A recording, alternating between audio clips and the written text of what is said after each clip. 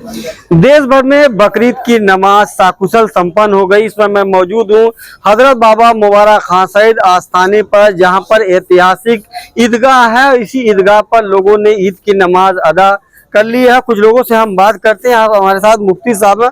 मुफ्ती साहब, आज जो है बकरीद की नमाज अदा हो गई है, क्या क्या रिवायतें यहाँ रहती है इसमें जो है त्योहार में?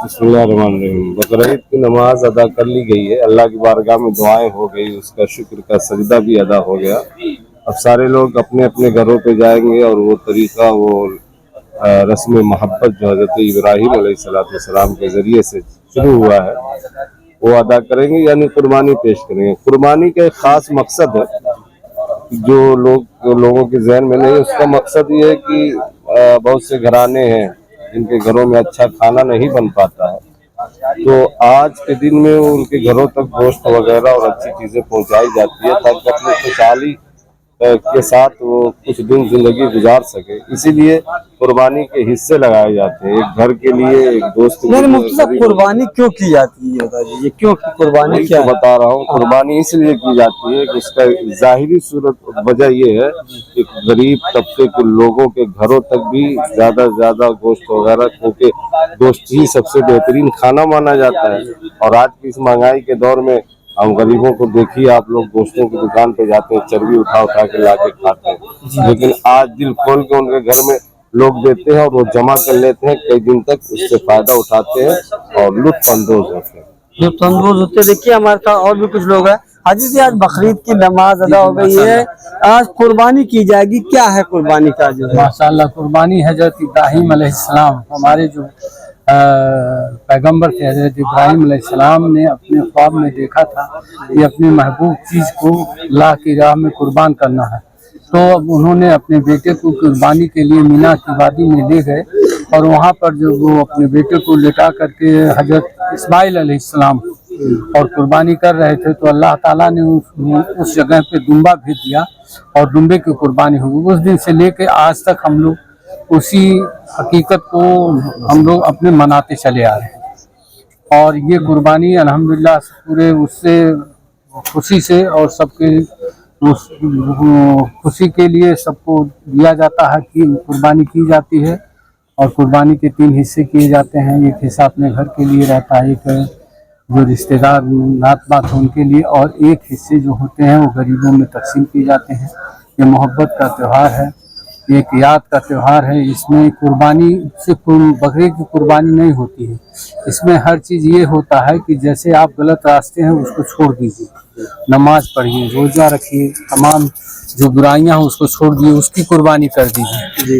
ये अल्लाह ताला, यानी अल्लाह पाक को कुर्बानी पसंद है। यही वजह है कि जो अल्लाह पाक ने जो है बकरीद में कहा कि ज्यादा से ज्यादा कुर्बानी करे जो साहब माल। कुछ लोग हैं और भी, क्या लग रहा है कि क्या कहना चाहेंगे? आज बकरीद की नमाज साकुशल संपन्न हो गई है। देखिए, सबको सबसे पहले तो इस मुल्क के सभी लोगों को ईद उल अजहा की बहुत बहुत मुबारकबाद पेश करते हैं और सबसे यही अपील करते हैं कि इस मुल्क की तरक्की और भलाई के लिए सभी लोग जैसे एकजुट थे और एकजुट रहने का काम कर। कुछ फिरकापरस्त ताकतें इस मुल्क में अमन व अमान को खलल डालना चाहती हैं, तो आप देख सकते हैं कि सभी लोग जब भी देश पे कोई बात आती है कि सभी लोग एकजुट रहते हैं।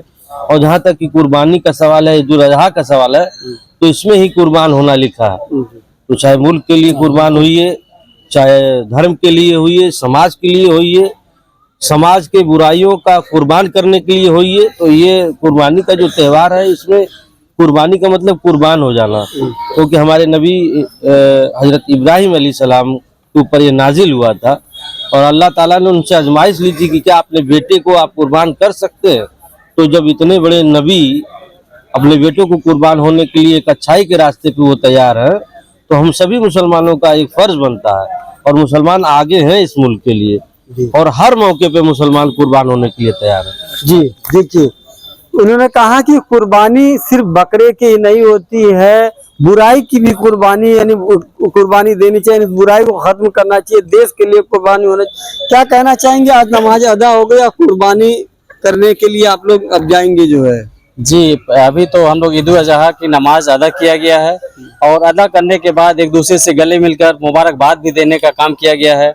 आज के दिन सभी लोग अपने अपने घर जाकर कुर्बानियां दे जाएंगे और कुर्बानी देने के बाद उसको 3 हिस्से में बांटा जाएगा। एक गरीबों के लिए, एक अपने दोस्तों के लिए और एक अपने घर के लिए रखा जाता है। आज के दिन इसीलिए कुर्बानी देने का काम किया जाता है।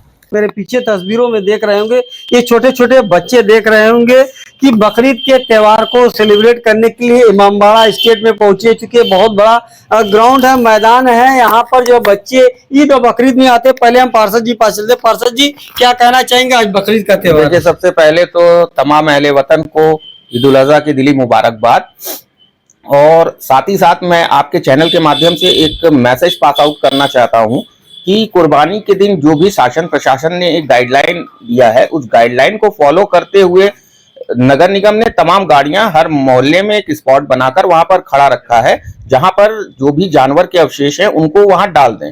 क्योंकि ये देखिए, एक स्वास्थ्य के रिलेटेड ये मुद्दा है। कोई भी अवशेष अगर सड़क पर फेंकते हैं तो जाहिर सी बात है कि कुछ दिन के बाद वो सड़ेगा, दुर्गंध होगा, उससे बीमारी फैलेगी। तो अपनी सुरक्षा के साथ साथ एक समाज के सुरक्षा के लिए बहुत जरूरी है कि उसके अवशेषों को सड़कों पर ना फेंका जाए। और इस्लाम भी यही कहता है कि कुर्बानी का खून नालियों में नहीं जाना चाहिए, उसका कोई भी अवशेष सड़क पे नहीं जाना चाहिए।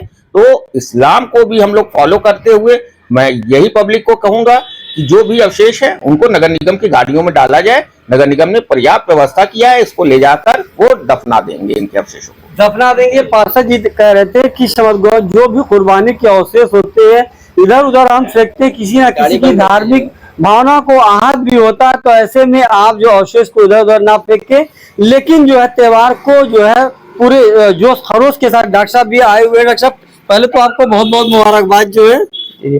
सबको ईद उल अजहा को मुबारकबाद देते हैं। और आज के दिन हम लोग खुशियों का त्योहार है, हम लोग नमाज पढ़ने हैं। सुबह हम लोग नमाज भी पढ़ लिए हैं। नमाज के साथ साथ कुर्बानी होती है और वो सबको अपने अपने अच्छे से अपने अपने जगह कराते हैं। तो इस चीज का सबको इस चीज का ध्यान रखें कि ये हमारा खुशियों का त्योहार है, कि हमारे त्योहार से और किसी को प्रॉब्लम नहीं हो।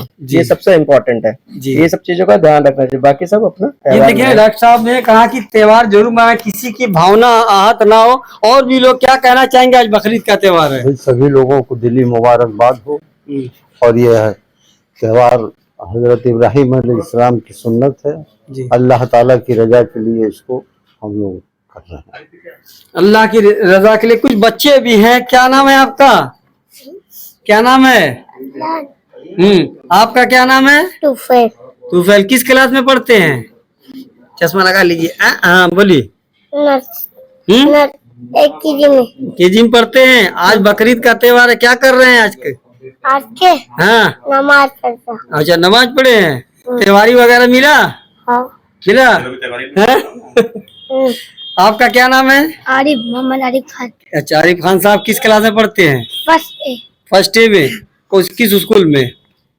अंजलि प्ले में पढ़ते हैं। आज बकरीद का त्योहार है, कैसे मना रहे हैं? अच्छे से मना रहे हैं। त्योहारी वगैरह मिली? नहीं, अभी नहीं मिली। मिल गई। क्या नाम है आपका?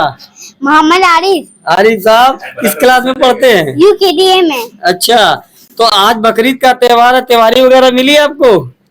नहीं, अभी नहीं दिया किसी ने है। अभी जाएंगी एलए में। कुछ और भी लोगों से हम बात करते हैं, इनके गार्जियन भी है। जी, क्या नाम है आपका? मोहम्मद साहिब। साहब, आज बकरीद का त्योहार है, कैसे सेलिब्रेट कर रहे हैं आप लोग? अच्छे से बढ़िया से कर रहे हैं। सुबह नमाज पढ़ के कुर्बानी करा के जी, और देश में सुख और चारों रहे, अमन बना रहे। ये देखिए, बहुत बहुत शुक्रिया। यानी कुर्बानी, अल्लाह को कुर्बानी बेहद पसंद है। यही वजह है कि जो इब्राहिम अलैहिस्सलाम और जो अपने बच्चे कुर्बानी देने जा रहे थे और उनकी जगह पे एक दुम्बे को ला दिया गया। और ये परंपरा जो है लगातार चलती चली आ रही है। हर साल जो है लोग कुर्बानी करते हैं और एक दूसरे में तबर्रुक के रूप में इसे तकसीम करते हैं। गोरखपुर से फैयाज अहमद।